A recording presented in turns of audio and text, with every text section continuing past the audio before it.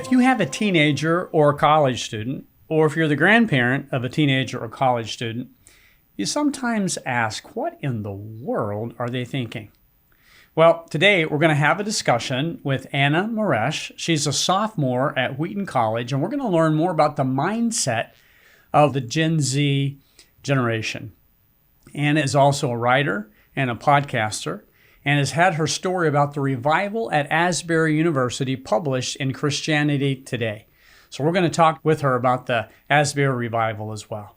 So I think you're going to find this a fascinating conversation with Anna Moresh.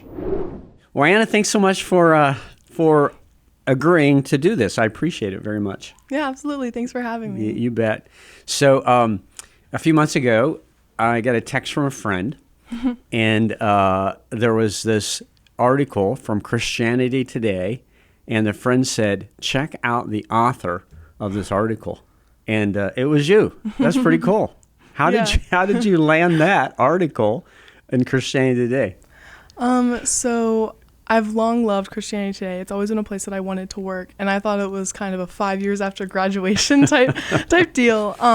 But I realized that Wheaton College, which is where I go to college, has a lot of connections to Christianity Today. Mm-hmm. And I had a mentor of mine tell me before I started college that great advice is to write a handwritten letter to anywhere that you're interested in writing, asking nothing, just saying, hey, this is what I really appreciate about the way that you do journalism and what it means to me, and maybe pointing out a story or two that really spoke to you like as a person. So I did that, and a Wheaton grad ended up getting the letter, and she invited me to come in and tour the office. So that was the first thing that happened, and so I loved it. It was so cool to see behind the scenes who all is in that office and the time and care that they put into each article. Through that, I got connected to the features editor, Kara Bettis, and I had her on my podcast, which is a podcast I run with my friend for students who are interested in journalism but aren't sure where to start. So we asked her about her profile of Gary Chapman that she put together. We got to learn all about all of the time and months that she put into writing it, and just asked her a little bit more about what it means to be a Christian journalist. And from there, I got an email from someone from Christianity Today saying that they had been recommended my name for writing the story about a perspective on Gen Z revival. So somewhere in the line, God really just put this together over a series of interactions with them, and somehow I became the person that they asked to write about it. And it was really cool because I'd been really conflicted about revival and was wanting to learn more about it. And having the opportunity made me have to dive in, learn about the history of especially like Wheaton College when it comes to revival, and to think about it more deeper than I had. I think if I hadn't been tasked with writing the piece, I wouldn't have learned as much as I did about it. And so it was a really cool opportunity that like how God used so many people is what I learned while writing the story, and that I got to be a small part in that using my gift of writing through this story that he was telling. Yeah, so, that's great. Yeah. Well, I love that for many reasons. One, as you said, it's always God who allows us to do certain things, and you did some legwork, right? So I want to talk about the article, because the article was about a revival that took place at Asbury University. It seemed to be very real, and a lot of kids were involved in it. I want you to, for those listening who may not know about it, tell us a little bit about the revival at Asbury, and then what you learned as you did the research on it. I wanted to interview as many people as I could from as many different places across the U.S. as possible. Also from different backgrounds, Christian college, non-Christian college, being involved, loving the revival happening at Asbury, being more skeptical, people watching revival then happening at their colleges, wondering, is this real, is it not? And so what I realized with people is that everyone is having a very different experience when it comes to revival. And obviously I didn't interview every single person, and so there's so many more perspectives that I didn't get to hear. But the ones that I did, it was interesting because there was a lot of people who were skeptical. Maybe they heard about it happening in Asbury in a group chat. They all of a sudden saw that it was happening at their school in some form and wondered, are we just trying to copy? Are we trying to fabricate? And a lot of people that I interviewed then went to prayer, and they asked God, is this something that I should go to? And it was really interesting because I think as a generation, Gen Z is really hypocritical of the fake. And people didn't want to be part of something fake. They didn't want to have their name in history as being someone who attended this revival if it turns out to be phony or somehow fabricated. But some students that I talked to, specifically at Samford, after that prayer, they felt humbled. And they went to the revival that was happening at their school, and they felt the Lord move. And so it's really interesting how people were skeptical, but then they went and their hearts were changed. And I think that's really interesting. And to me, at least, for the beginning of Asbury, absolutely was like the Lord working, and the way that it spread to other campuses as well. I think there is an element of trying to push it a little bit, maybe administration at colleges wanting their school to be included on the list of places revival was happening. I think that definitely was the case, right, unfortunately. But the heart of it, the origins of it, absolutely were from the Lord, from my understanding. Yeah. So let's go back to the basics. What is a revival? And what happened at Asbury that we can now say there was a revival at Asbury? So start out. What's a revival? So I think one of the most important things I stumbled across is while a movement is happening, it's really hard to designate it a revival until post. And so proof of a revival will happen maybe 10, 20 years after, and we can really say for sure there was a revival in this place in Asbury. What scholars and writers can say about Asbury is there was a movement of the Spirit that people say they felt. There was a lot of generosity taking place in Asbury. There's stories of people giving up food, putting up collection, making sure there's water for people visiting. Students from the college who maybe didn't go to chapel to allow people from the community and people traveling from way outside of the community to come and take their place. And I think where we see like fruits of the Spirit like that is indicators that there is revival. Specifically, I talked to a student named Samuel Reed, and he was in charge of filming it. He was just filming chapel like any normal day. He left. He didn't realize that students were staying behind. And so talking about what happened at Asbury, it was a normal chapel. There was a really convicting sermon that was given that people really don't necessarily remember the words of, which is interesting, but they remember the feeling they felt. And he was talking about the topic of what does it mean to, like, really the gospel was presented in a very strong way. A lot of students left, went to classes like normal, and some chapel interns who were students working in the chapel started running through the halls saying, hey guys, chapel hasn't stopped and it's been hours since. And so Samuel Reed, which is the student that I interviewed from Asbury, he's super into photography and video, and he thought, I want to be able to document this. So he went, set up cameras, started photographing people as they were worshiping. And what was interesting is he started more of an outsider to that experience. And as he was there, he became more of an insider and personally felt transformed by it, which is really cool. And so what continued to happen at Asbury is just, it didn't end. They would have students, it wasn't the same worship team. They had people cycling in and out. They started making impromptu schedules.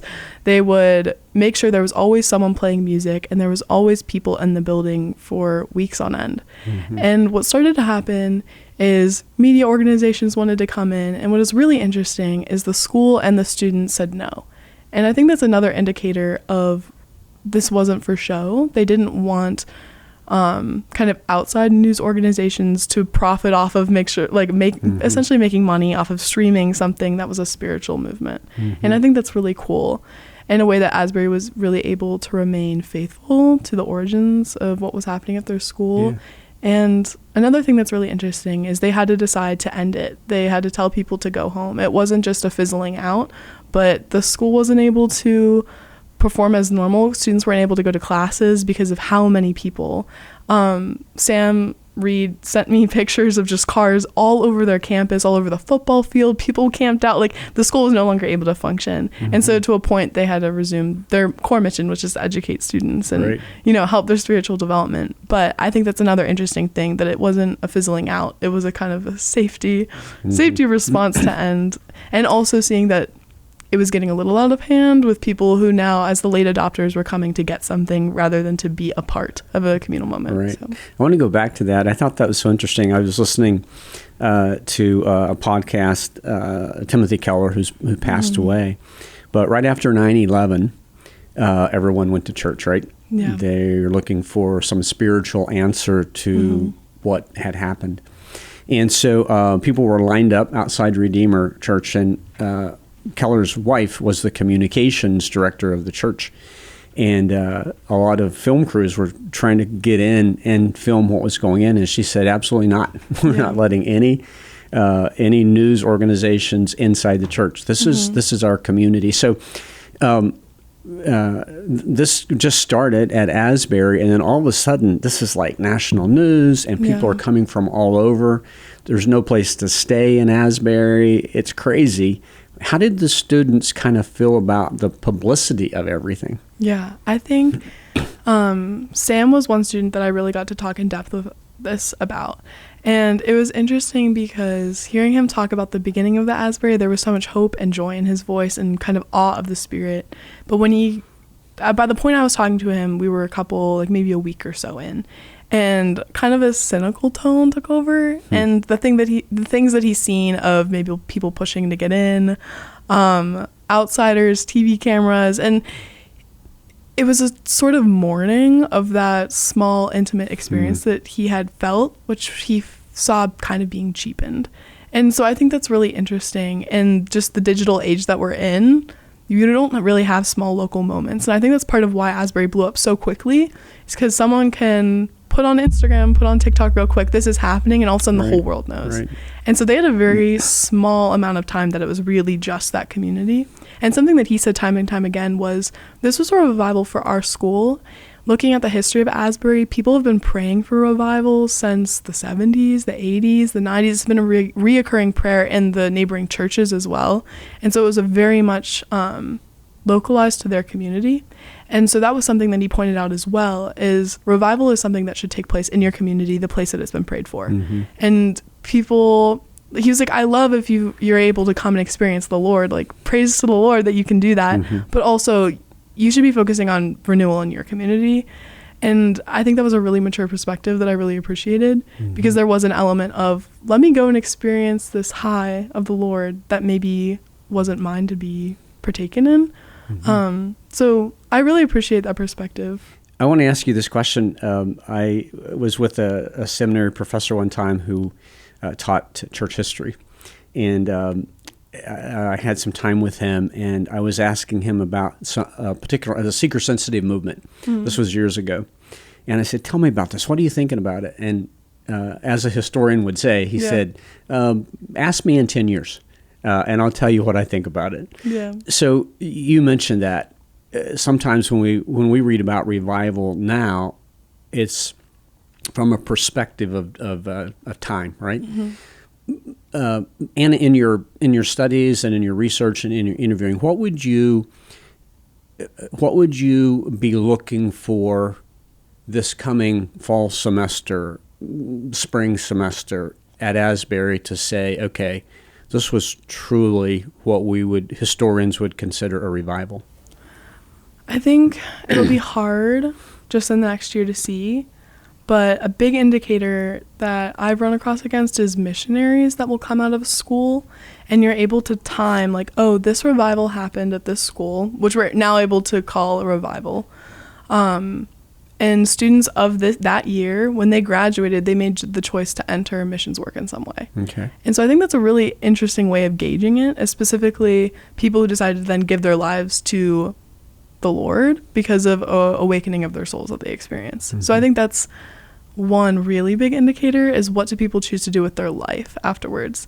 And obviously there's smaller ways. Maybe you decide to go into a more traditional profession. It's harder to gauge then to what extent did you devote your life to the Lord. But being able to see the career choice of missionary is one really big one. And then I would say just the ways that on a more interpersonal level students are relating to each other. That's really hard to like statistically prove or gauge, but yeah. And then also a continuation of worship. What does worship look like? What does chapel look like? Are people hungry for experiencing the Lord again? And also, are they okay with not? And maybe a time of separation from the Lord might happen as well, which is, and then that can prove to be even more conducive to growth as well. When I was reading about the revival at Asbury, there was a lot of repentance. There was a lot of interpersonal situations where people were asking forgiveness, and I thought, that it always comes back to the real personal aspect of the Absolutely. community, right? A lot of my research was about Asbury and then Wheaton, because that's where I go. And there was a revival in the late 90s that happened. And it's been characterized as a revival because many of that class went on to missions work. And there's a testimony of one student who was African American at the school. And he wrote about how he perceived a lot of his other students as hating him and of judging him for his skin color. And which totally could have been very valid at that time period, in the Midwest. But after the revival, he was able to reconcile with a lot of his peers, and he realized that in addition to the real harm that he had experienced, he had some closed offness towards his brothers and sisters in Christ because of a fear of being judged. And that was so beautiful to me, because I think that's nothing that we really talk about or think about today.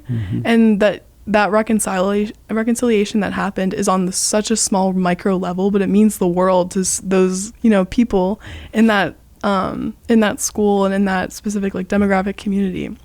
And so I think things like that are so small and really hard to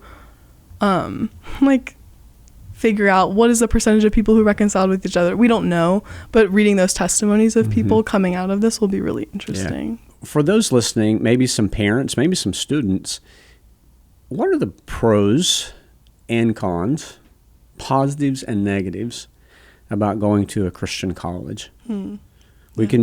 I went to a Christian college for a couple years, and then I transferred to a public institution. There were a lot of great things being at a Christian college, and then some things I look back and not so good. So talk about that. Christian colleges, things that are fantastic, and then things you've got to be careful about in your Christian walk. Yeah, that's really hard.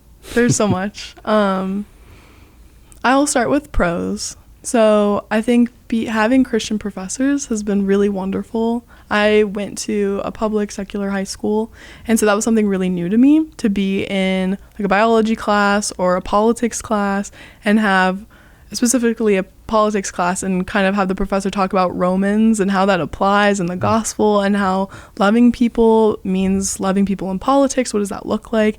And not just kind of a broad overview, but the specifics of what is policy and what does that look like for a Christian? What are things we should care about? And so that's been a wonderful thing. And to reconcile that your faith has a direct impact on the rest of your life.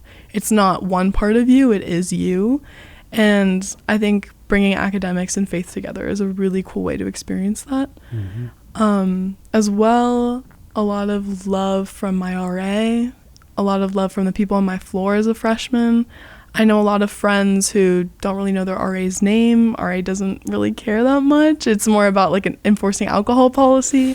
Whereas at a Christian school, I think there's a real love for mentorship and fellowship and caring about people. And not that can't happen at a non-Christian school. Obviously it does. But I think it's more institutionalized of an RA's job is to serve the freshmen. And that's really backwards. Whereas a lot of school freshmen are at the bottom. No one really cares. But if you're following the Christian faith, that means loving the least of these. And in the college setting, that's kind of the newbie freshmen who don't know what they're doing. And then cons, I think Gen Z struggles with a lot. There's a lot of mental illness. We've been through a lot historically, exposed to information and social media at an age when the people older than us didn't know what they were exposing us to, and that's led to a lot of harm. And that's going to affect Christian students as well as non-Christian students. And so I think there is a lot of hurt that I've seen at Christian schools, and there is kind of this belief that Christian students are going to be perfect and fine, and that's not true. And I've also seen a lot of non-Christians at my Christian school, and I think that's really real as well. And I think there is a danger in being in a Christian school that you're able to fly under the radar if you're really dealing with hurt and doubt, and you're not sure about your faith, and you're incredibly lost, but you can put on a mask, show up to chapel, no one knows. Whereas I think if you're at a non-Christian school, you'd realize more, and you can't go through the motions. And you're forced to realize, if I'm a Christian, I'm in opposition to my school, and it makes you fine-tune and go through apologetics, talking to non-Christian people. And I think that's another thing, is when you're only surrounded by Christians, it can become very much a bubble, and you can forget maybe your own testimony. You can forget how to interact with people who think differently than you. And so I think there's a balance there of 4 years in an undergrad Christian school can be time to fine-tune your thoughts, really be invested in kind of a time of healing before you enter into the world again, or it can also be a time of softening. I want you to talk a little bit about Gen Z. Gen Z, there's all kinds of studies about Gen Z, but you are one. So I want to hear from you. And talk about some different levels here. Let's go back and talk. You mentioned social media. You have the millennials. They kind of transitioned into social media. Gen Z, you don't know anything but social media, right? Mm-hmm. You are social media natives. How has that impacted your generation? How has social media impacted your generation? It's a lot of ways that we think we understand right now, and I think in the coming years we'll realize it was a lot more than we've even realized right now. I think like a majority of people in my generation had a phone before they were 12, and so that's the time of your coming of age, and so that directly affects who you're going to become as a person, and we don't exactly know how yet, because Gen Z is like born in 1997 to around 2012, and so that's a pretty large group of people, and not most of them are in their young 20s, so we're not exactly sure. But in terms of like the teenagers that I know and interact with, I think social media has positive and negative impacts. Positive would be you're able to see what's going on in the world. You know that there's, starvation in Yemen. You know that there's war in different places of the world, and you're very in tune to that. And that allows you to be more open-minded. I think Gen Z is a very open-minded generation because we know what's happening in the world. Whereas I think if you were a young person in our older generations, you had no idea. But instead you're constantly attached to the news and state of the world. And so that can have a really positive impact and also just incredibly anxiety-inducing. You know every single problem around the world, and every single day it feels like there's more and more and more. And so when you're young and that's shaping your view of the world you're going into, that's terrifying. There's a real lack of hope, especially with climate change and worries about the future. I think Gen Z can be a pretty hopeless generation because we're inundated with information about how the world is falling apart, which is true in some extent, but also can be exaggerated. And so I think that broad lens of why are people so exhausted and tired and anxious and depressed is because of just like constant information. And then as well as the interpersonal level, a lot of Gen Z people are more confident and comfortable talking with people online and through their phone than in person. And I think that COVID really exacerbated that. And it's really hard for people to go back to talking with people normally in person. And like that is a huge problem. And no one knows what that will do to our generation specifically. It's amazing the anxiety, loneliness, depression, mental illness, the whole bit. I was reading the other day that today only 71% of young women over the age of 16 have a driver's license. That's the lowest percentage because you stay at home. You can interact with people online. And like you say, we're not going to know the impact of this until years from now. And people are trying to determine what that is. We're seeing some early consequences, but it's going to be interesting. How you were in what grade in high school when COVID hit? Sophomore year. And how did COVID impact? Well, let's just start with you. How did COVID impact you as a student? I was all online sophomore, like the second half of sophomore year.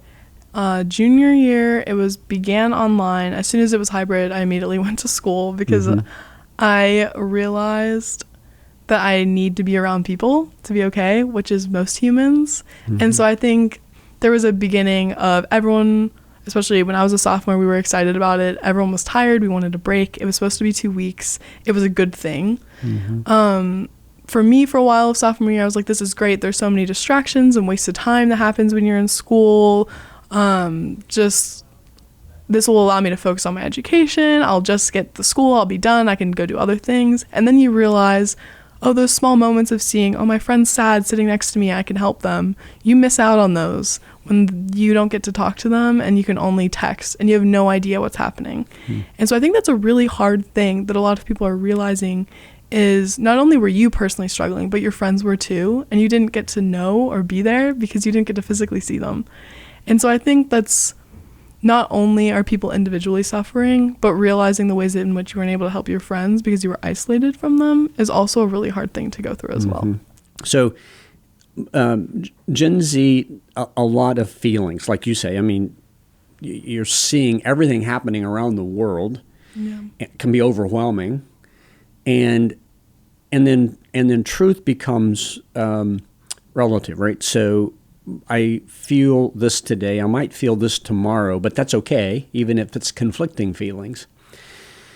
Truth can be, again, relative. So how do I share Christ? How do you share Christ with a person who may not believe the Bible to be true, some ancient, not even ancient truth, but ancient writings? You don't start with proving the resurrection because that's fine. You feel that way, and I feel differently. So we're all good, right? How do you begin to share Christ with a person who has kind of no basis of truth to begin with? The first thing is apologetics, as we have previously used, I'm not part of older generations, but as older generations as previously used, just aren't going to work. I think Gen Z is starved for human connection, desperately wants to feel part of something. So I think that's a real way to reach Gen Z. I think most conversion and most positive exposure to Christianity will happen through intimate conversation. And I think that begins with sharing about yourself. People want you to be real. People want you to be authentic. And talking about, this is how I struggle with my faith. These are doubts that I have. And meeting them and people realizing, oh, they're not just pretending. They're not just ignoring the facts. Like, they really wrestle with these things. And they think about their faith. And their faith impacts how they live. I think showing people that your faith isn't just something that you do on a Sunday, and talking to them about, these are ways in which my faith has changed over the years and what is meant to me, is going to be a really valuable way to meet people. Gen Z wants to see that you think deeply about things and that you're not brainwashed, because I think that's a huge narrative of what Christianity is. It's, people think it's, being brainwashed into believing in a false reality. And demonstrating that you wrestle with your faith is really appealing to people, I think. Yeah. So being able to share doubts, being able just to be real, right? And we all go through certain times when we question, what I was talking to some people just this weekend, and because of some challenges in their life, they question, God's love for them, God's care for them. Those are natural and normal. And I think I think you're right. We should always be like that. But I think this generation says you've got to start. We would start with the apologetics and then get to that. Right. This generation, you got to start with the personal story. Absolutely, that's great. That's great. Talk about your podcast. You're a rising sophomore, right? At Wheaton College. Your major is journalism? English and international relations. Okay. All right. And English and international relations. And you have a podcast. Talk about your podcast and give us the why behind it. I have a podcast called Slouching Towards Journalism. It's a play on the title by Joan Didion called Slouching Towards Bethlehem. It's a book from the kind of new journalism of the 70s, 80s. And so what we want behind that name to represent is that working towards anything, specifically a career in journalism, as that's what me and my co-host Noelle Worley are passionate about, is a slouching process. It's difficult, you're slowly learning, and it'll take a while. And so we like that idea of we're not perfectionists and we're not telling you how to do anything. And the real mission of the podcast is we're walking along with you, which I think is a really beautiful image for the Christian faith as well. And I think that's something that Gen Z really appreciates, is we're not pretending to be experts. We want to walk alongside this career in journalism, which is right now our passion, and do it with you. And so we've gotten the chance to talk to a lot of Wheaton grads who are in the field of journalism, at the Washington Post, at Christianity Today, different publications, both secular and Christian, and ask them about what are some of their favorite stories they've gotten to written. What is the way that you interview people, and how do you go about finding the story, finding the truth, and making sure that your reporting is honest. Okay. And so, yeah, it's been wonderful. I love getting to meet new people and talk about their careers with them and learn what makes them passionate about what they do. So, before we go, tell us a favorite interview and kind of the wow that you learned from that interview. I think talking with Kara Bettis of Christianity Today about her Gary Chapman profile was really, really cool. She had been working on it for a long time, had a brief line about how Gary, or Mr. Chapman, liked to do kinesthetics and lifting. And her editor said, can you dig in more about that? Who is this like man in his 80s who does little workouts? Like, tell me about it. And so she went back, visited him in person, which is so important when you're writing stories about people. I think a lot of times we like to do it online and phone calls, and that simply won't cut it. So she went to visit him, flew out there, and she realized that while he was doing his lifting and his weights, that he was praying while he did it. And he would go through a list of all the people in his life and all of the global themes of the world that he wanted to pray about. And so it's this really beautiful line in the profile, and getting to hear that she didn't just come up with that. It was a process, and she was able to listen to her editor, be open to advice, and get that core chunk of the story that really made the profile was really cool. Anna, thanks so much for coming in today, and appreciate it. We're going to be excited. We're going to have you on again and just to see God's work in your life and the things that you're passionate about and how he allows you to really pursue those things. It's going to be exciting. Yeah, absolutely. Thank you so much for having me. You bet. Thank you. Well, I hope you found that an encouraging conversation. Anna represents many young adults who are committed to Jesus and committed to following hard after him. As parents and grandparents, we need to be praying for our college students and asking God to protect them and keep them close to him at a time in life when they're making a lot of decisions. So thanks so much for listening. Be sure to join us on our next podcast.